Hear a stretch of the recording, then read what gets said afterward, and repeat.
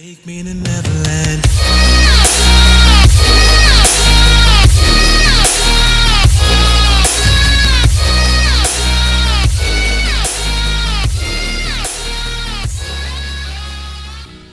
So, if our universe is a computer simulation, who or what created the simulation?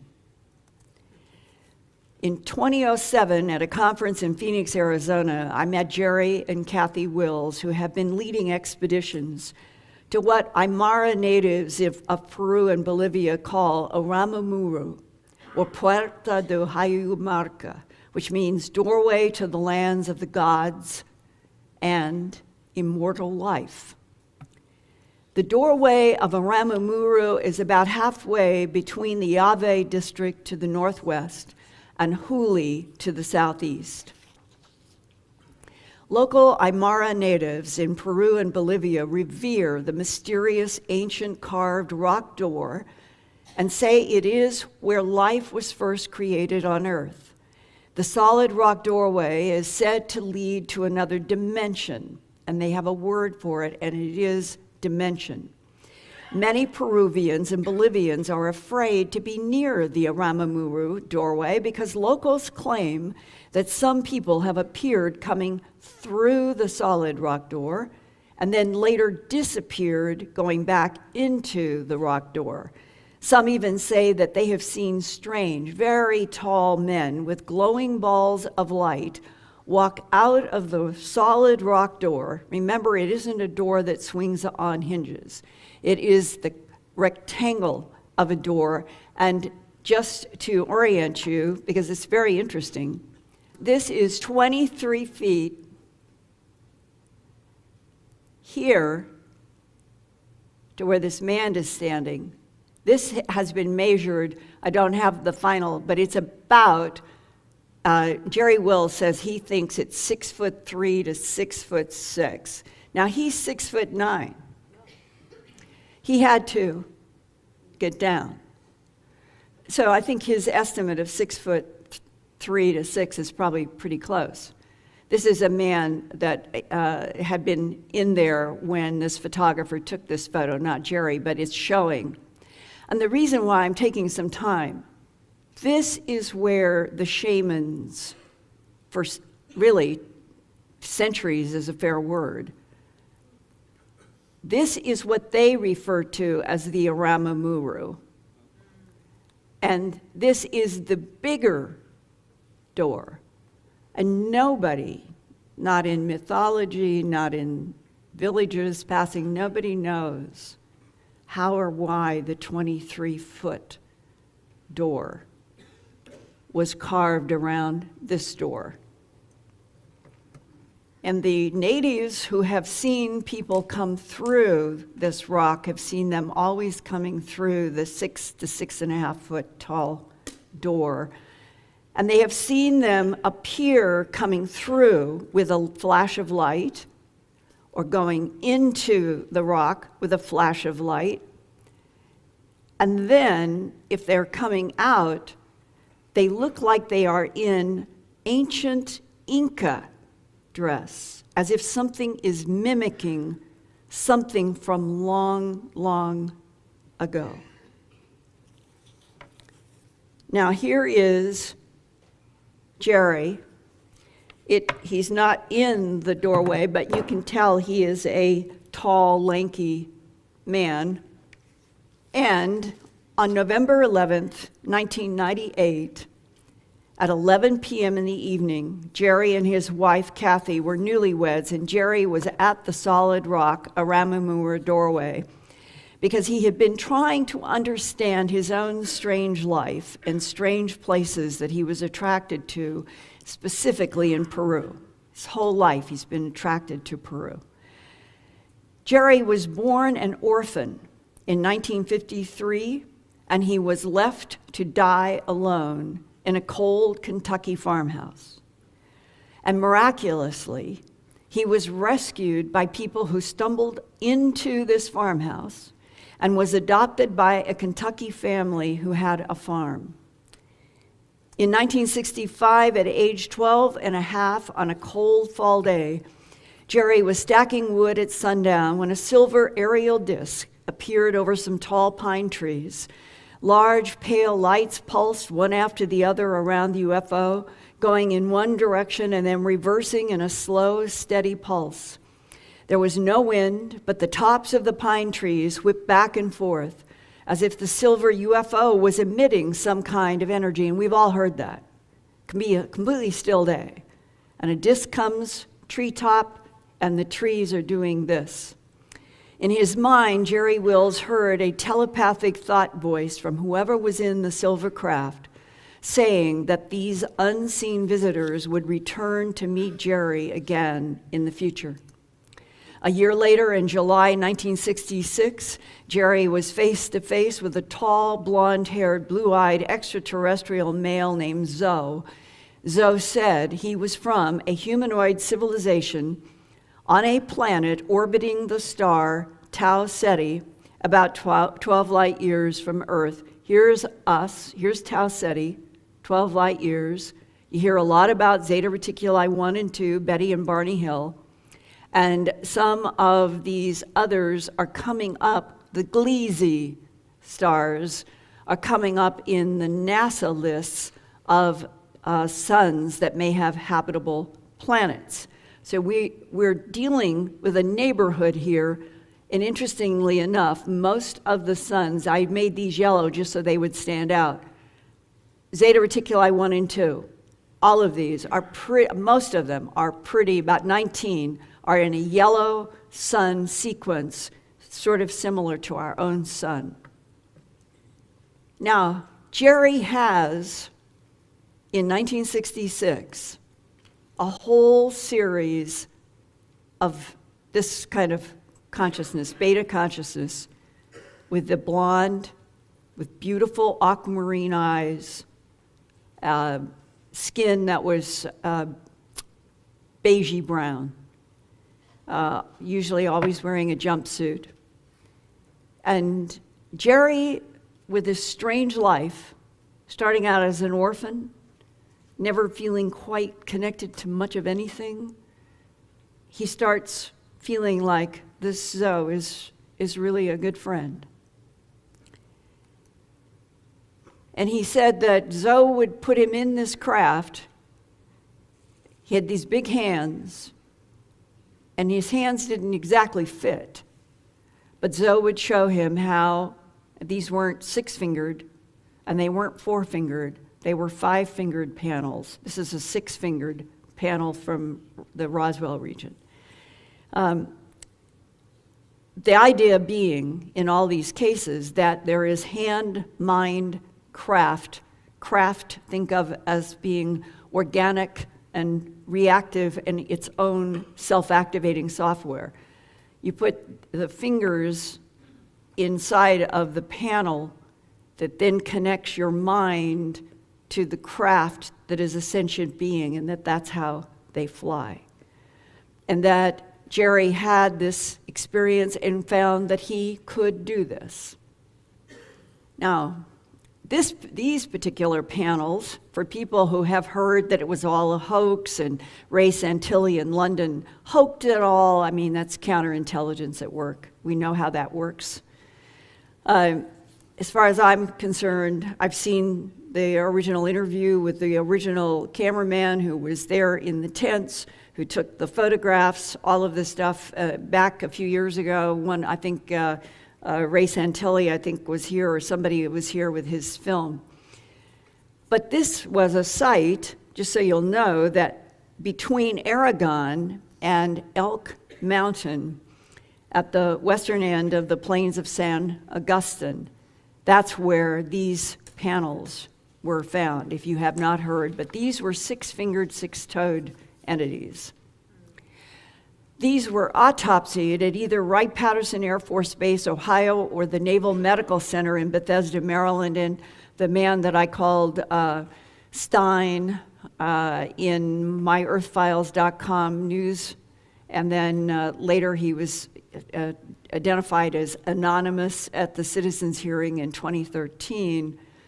Back in 1998, I spent 3 days at his place and audio taped him.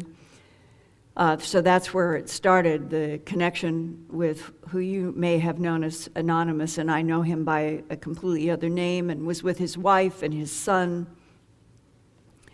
And he told me that working in 1956 to 60, he had worked for the CIA. That's where his real paycheck came, but that it came through teaching cryptoanalysis in a base in the southeastern United States, where the Army had a cover for the CIA in investigations of UFOs, ETs, and his boss was Langley, CIA, Washington, D.C.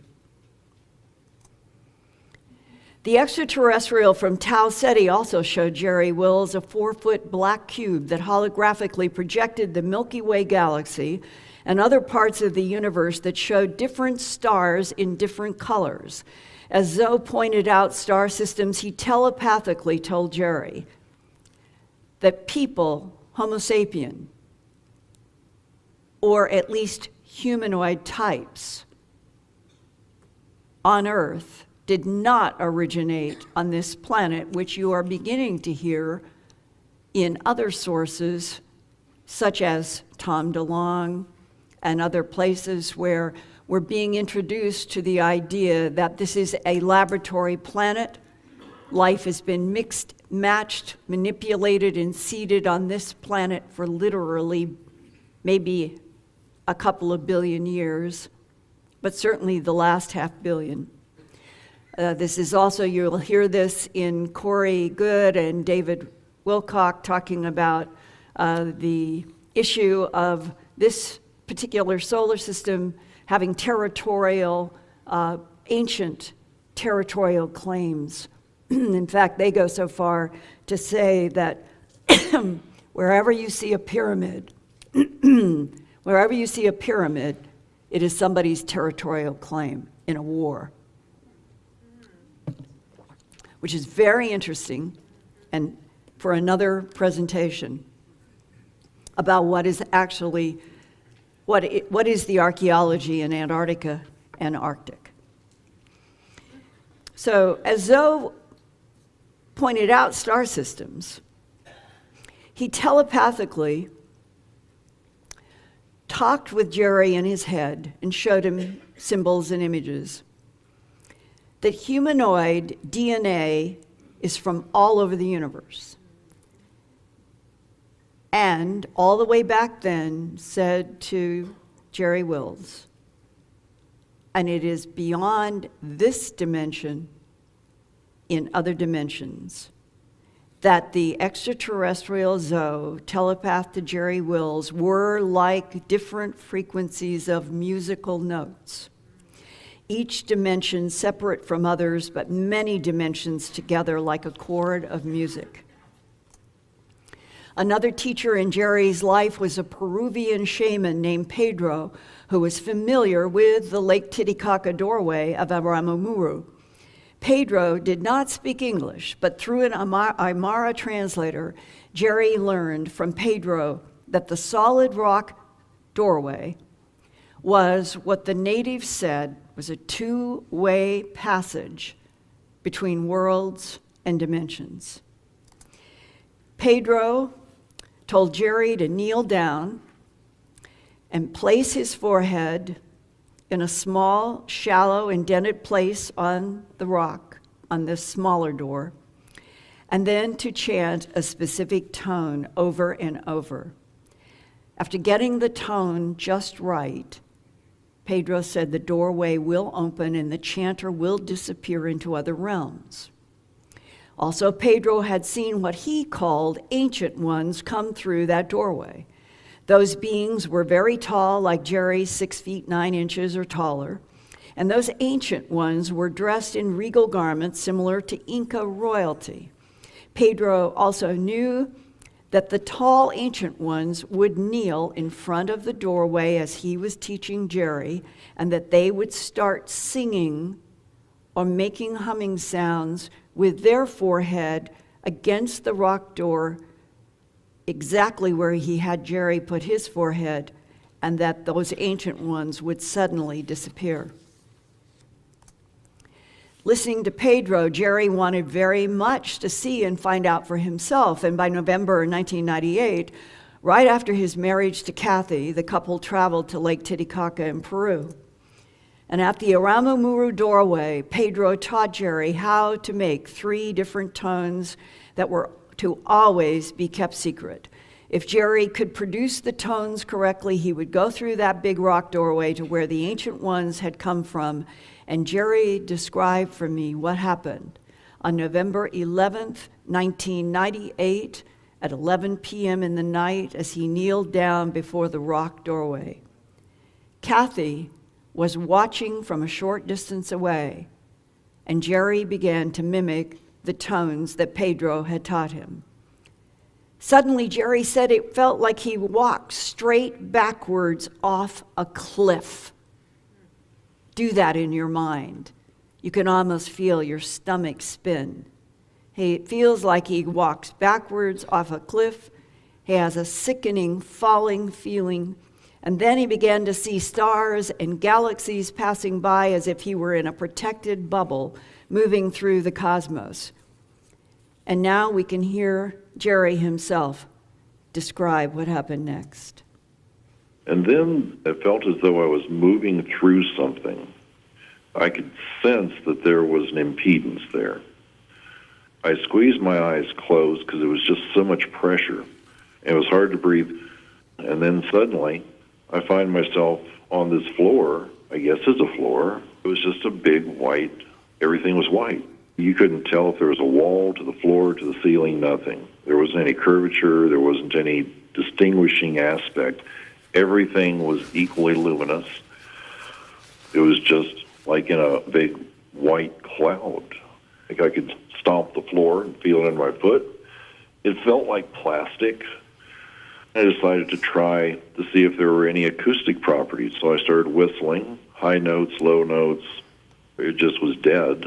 So then I started hollering, is anybody here?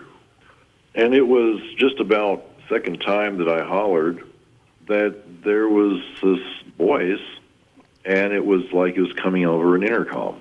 And it was a man, and he sounded a little surprised. So I asked him, where am I? And he says, who are you? And so I said, well, I'm Jerry Wells. Where are you from? And I said, well, I was at the doorway at Rama Muro. He says, I don't know what that is. I said, it's on the planet Earth in the southern hemisphere. And he says, oh, Earth, all right. I asked him what this place was. Where am I? Is this real? Am I really experiencing this? And he laughed, oh, it's very real. I understand your confusion. He said that I was on another world, that it was outside of my universe. So I wanted to understand how that's possible. And he says, well, there are many universes, and you've just passed from yours into ours. All right, so where is this universe? He said, it wouldn't do me any good to even try to explain it to you. I asked him how I'd gotten there. Well, apparently, these folks, whoever they are, had been very curious about the nature of the universe. In order to understand their universe, they tried to recreate, using what they knew, to recreate a model of the universe. But what had happened is that when they had recreated this, their creation had started to evolve. It had evolved up to a point to where it stopped growing. It was quite large, and that they had created another universe, and inadvertently. They weren't planning on doing this.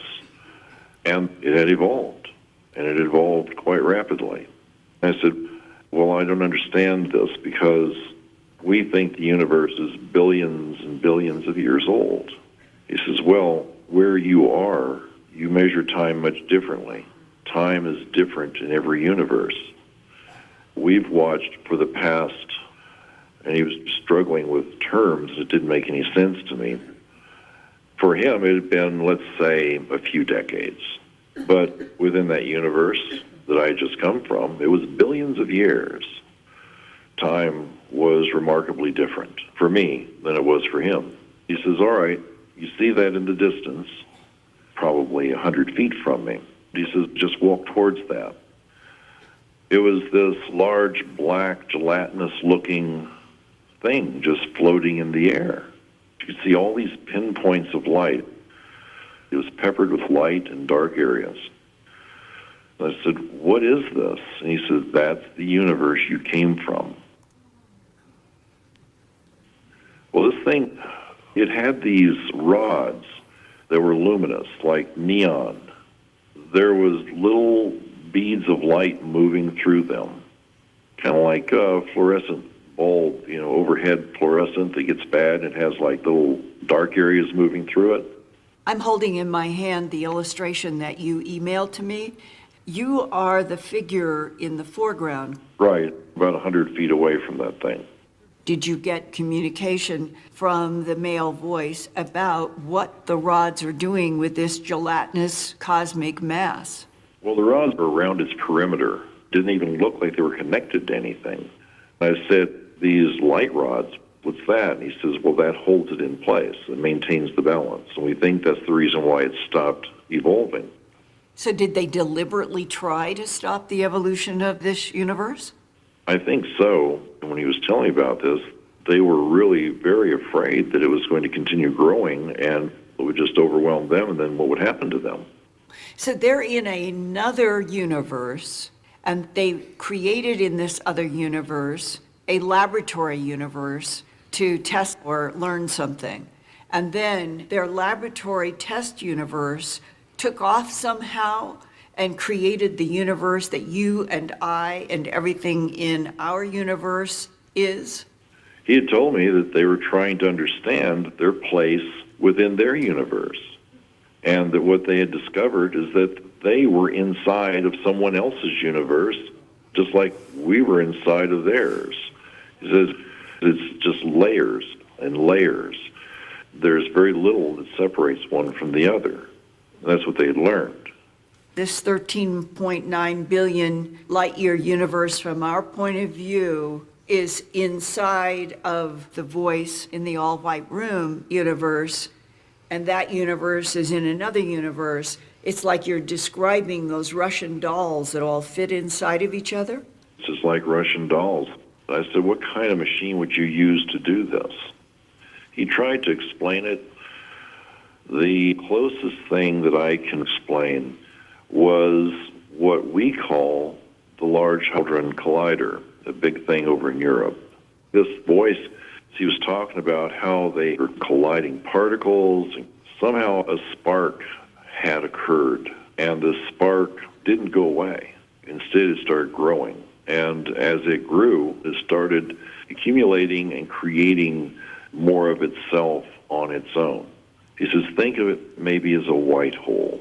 Think of it as a place where all of creation manifests itself within these torrents of energy that are moving both inward and outward simultaneously.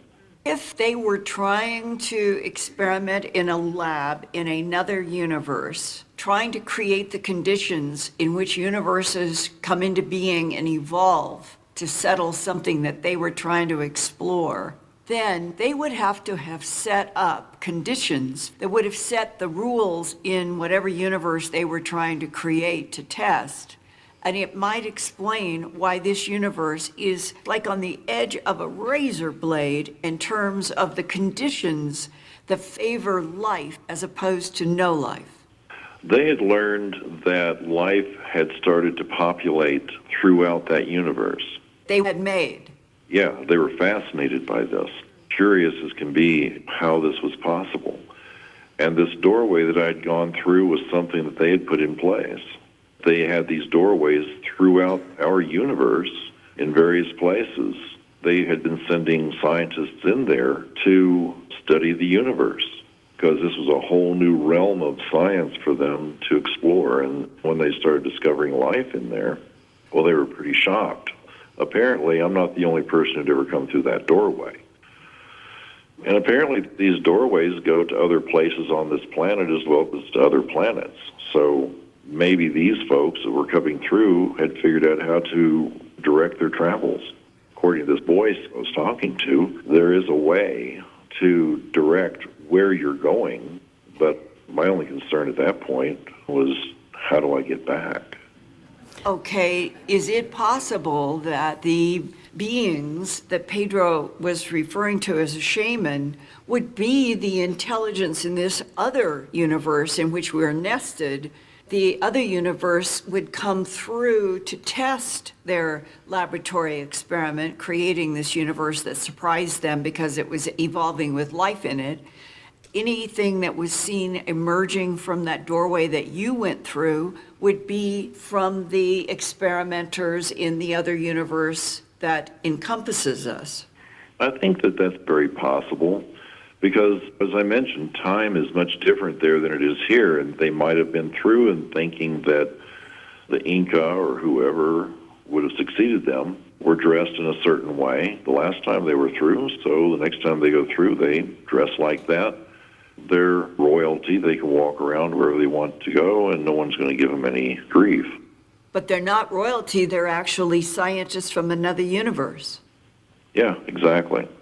That voice that I was talking to was telling me that part of their interest was that when they looked outward, things just expanded out and out and out, but there were things that were identical out there as there were deeper and deeper they looked into the smallest things, that it was always the same. It's the same if it was an atom versus a galaxy. They were trying to understand their place in the universe. What they didn't expect was to find that there was a universe that they were within and that there was a universe that they surrounded. It was quite an astonishing thing to have discovered for them. If they discovered that they were inside of another universe and that they had made a universe that they surrounded, then maybe even an infinite number of universes nest within each other. I think that's what the implication is, that there isn't an upper or lower limit. And what is the relationship now between their universe and this one? Oh, I haven't a clue. I could not understand his definition of time. The only thing that I can figure is that the means of moving from one point to another was outside the dynamic of time altogether. That these doorways are instantaneous passageways to other places. You know, you can be somewhere for a while, go back through it, and arrive just shortly after you left. Which is saying that there is time travel through these doorways that the other universe created in order to study this universe. When it comes to moving through these things, I don't know how time works. You know, it was the same situation when I was talking with Zoe. He was telling me that they could go from where they are to here, and that it would be almost instantaneous. There really wasn't any time during the time of travel. Time stopped, and then it restarted once you arrived. What are you left with now, the end of 2016, as a residue of that idea that we are in a simulated universe created by someone else? What it's left me with is a sense of awe. The thing that I find to be most remarkable is that at least between this universe and that one, there are beings who are aware of themselves and aware of their surroundings. But it is that spark of life that joins us, no matter what universe we're in. I know there's life out there among those stars. Somehow there's a veil. Somehow there's this barrier, this thing that I passed through twice. So this commonality of life, I find that to be awe-inspiring. No matter where you go, there's a spark of intelligence and a spark of life out there. And it can be quite good.